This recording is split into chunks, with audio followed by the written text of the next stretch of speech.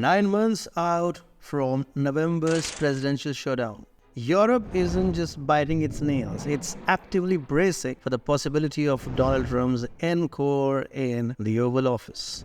And its leaders are making one stupid statement after the other. We will tell you all about it, but before that, if you're a fan of non-corporate funded free news and analysis, you have landed on the right YouTube channel. We publish 3 videos a day, first at 9:15 a.m. EST, second at 1:30 p.m. EST, and the third at 5:30 p.m. EST. So if the YouTube algorithm says it's scared of you, just say accurate instincts for once. Okay, let's begin. Trump's first act on the global stage was nothing short of a blockbuster, for better or worse, depending on who you ask. His approach to the transatlantic alliance had Europeans reeling, scrambling to adjust to a reality where the US, their longtime protector, started singing a different tune.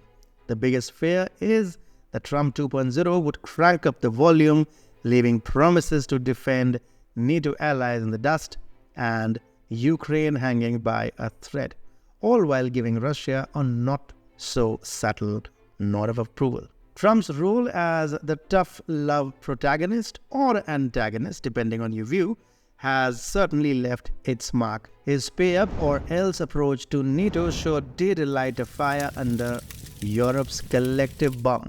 Norbert Röttgen, a seasoned player in German politics, painted a stark picture: a Europe sans Uncle Sam's security blanket, a scenario unseen since the credits rolled on World War II. The irony, of course, is that many of Trump's European critics, despite their disdain for his methods and madness, secretly nod in agreement over a painful truth. Europe has been riding the American security coattail for far too long. And so the thought of Trump taking the White House stage once more has injected a dose of adrenaline into efforts to make Europe stand on its own feet, militarily and geopolitically. Because for Europe, the idea of facing Putin in a battlefield alone is as appealing as a cold shower in December. With June elections looming in Europe, a wave of nationalist parties echoing Trump's skepticism about Ukraine threatens to stir the pot even further.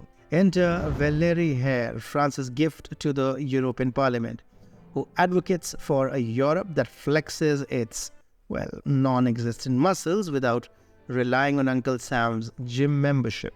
The concept is bold.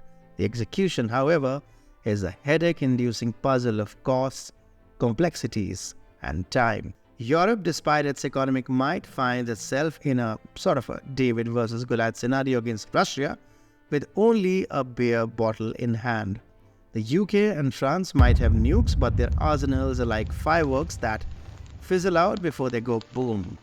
And as for conventional forces standing up to a full-scale invasion, let's just say without the American cavalry, Europe's defense strategy looks more like hope than an actual plan. So as Europe braces for the possibility of Trump round 2, the continent finds itself at a crossroads, caught between the desire for sovereignty and the realities of security. European Union has a grand plan to play the wizard for its 27 member states in the weapons manufacturing and distribution game.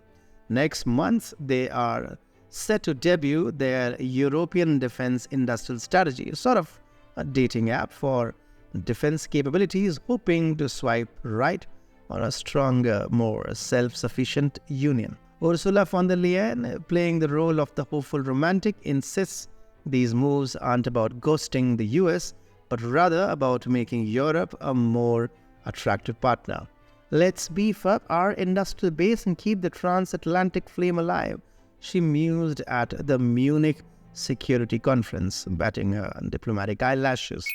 German Foreign Minister Annalena Baerbock called NATO, quote-unquote, our life insurance, a sentiment not universally echoed, but it's a desperate cry for status quo. And as the senior German lawmaker Röttgen puts it, in the face of Trump's potential comeback in Europe's lagging preparations, better late than never.